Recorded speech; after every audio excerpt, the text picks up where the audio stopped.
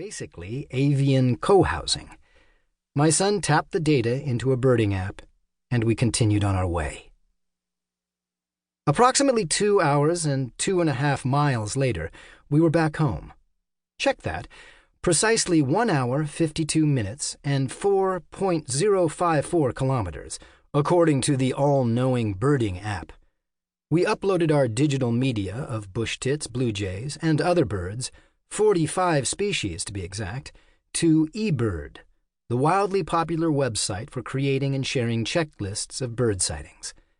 My son calls it eBorg, a nod to eBird's dominance in birding today. One of his smartphone audio clips, documenting the vocalizations of fledgling bush tits, was scientifically notable, so we uploaded it to Zenocanto, a crowdsourced digital library of birdsong based out of the Netherlands. And we uploaded our favorite photos and video to Facebook. A particularly winsome photo of a particularly sad-looking baby bush tit went viral. It earned likes and loves from birders in Malaysia, India, and elsewhere. I don't think it's an exaggeration to say that we had preached the gospel of birding to the whole wide world. Thus concluded our little getaway, our Sunday evening stroll in the park. This is a book about birds, of course, but it's also a book about humans.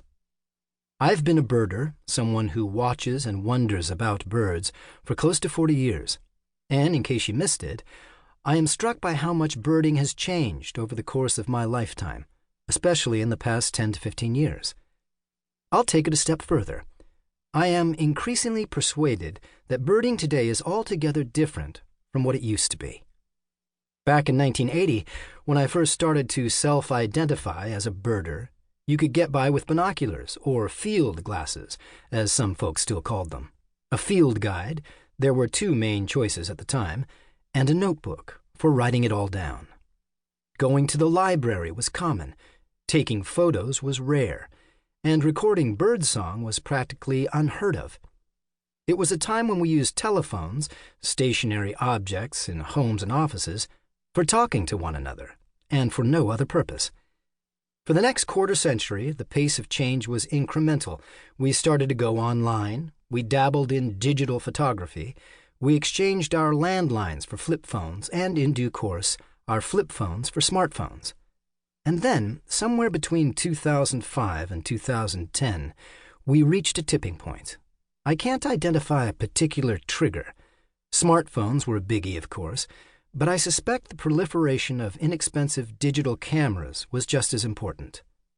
Apps, blogs, and online social media have been huge. Same goes for the photo sharing sites, multimedia checklists, and online libraries designed specifically with the bird lover in mind. We've accumulated a critical mass of new resources for bird study, and in so doing, we've arrived at a substantially revised conception of what it means to be a birder. Call it the post-birding era. Or don't. I'm not seriously advocating the name change. But I do believe that it is important to distinguish between who we are today and who we used to be. The year was 1949. 2 of the giants of nature study in the 20th century had just come out with new books.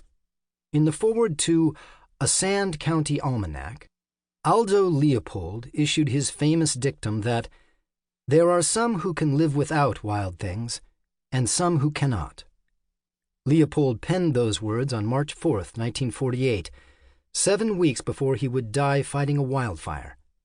And on November 1st, 1948, Roger Torrey Peterson described birding as an antidote for the disillusionment of today's world, a world beset by pressures it has never before known. That assessment would appear in the preface to Peterson's How to Know the Birds, a work whose title I knowingly and respectfully adopt for the present volume.